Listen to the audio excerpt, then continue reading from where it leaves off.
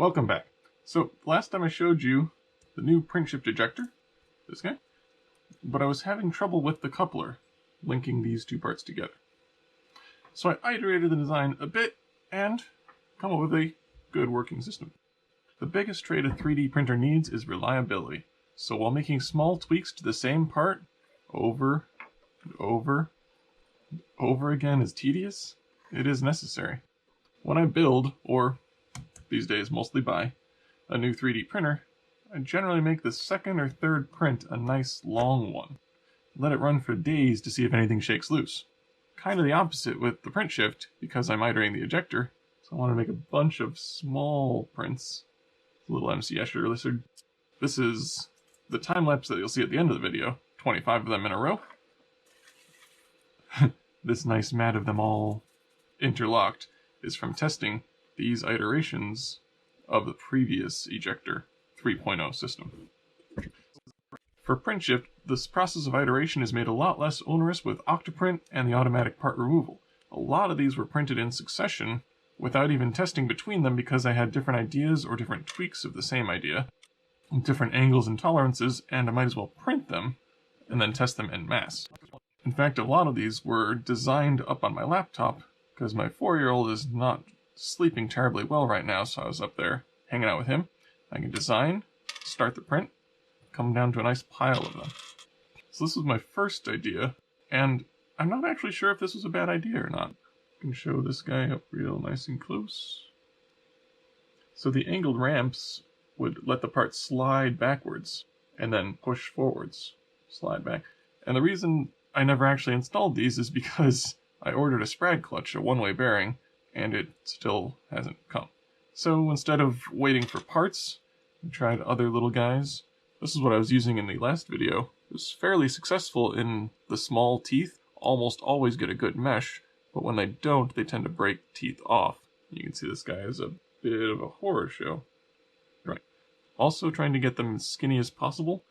The new ejector is obviously sticking out the back of the machine, and right now it's not really affecting the footprint in terms of the wire from the heated bed sticks out just about as far, but we really don't have any more room to go farther back, so I wanted to make the coupler as short as possible. Biggest change was I remembered my flexible shaft couplers. This gives a much stronger clamp on each shaft, and they're nice and short.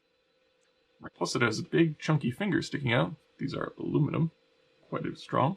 So we can make our own custom spider. That's what this little plastic piece is called. This one is made out of a very hard plastic, and it's meant so that you can have two shafts at a slight angle. First attempt was straight up custom spider. You can see we put some angles in there to try and guide the teeth in. I really like the idea that no matter where your part is, it could always slide in. But this is quite thick and has the same problem of the teeth break off if you don't get a good lock. So they went to just the same split spider, and all of these are actually not a match. I confused my piles. All of these are the same basic idea with slightly different angles. These have a tendency to cam out, but you need some backlash so that it'll slide in. For some parts, like this one is just the same part, twice as high, because I didn't have the CAD up. I only had the slicer, and I just wanted another quick print, so I just printed out twice as high, making this slope half as much. Took me a good long time to figure out how to make that a nice groove, too. These are actually thread forms. A few more of those, tweaking it. And the last couple, to get a good solid lock, I added a tiny bump in there.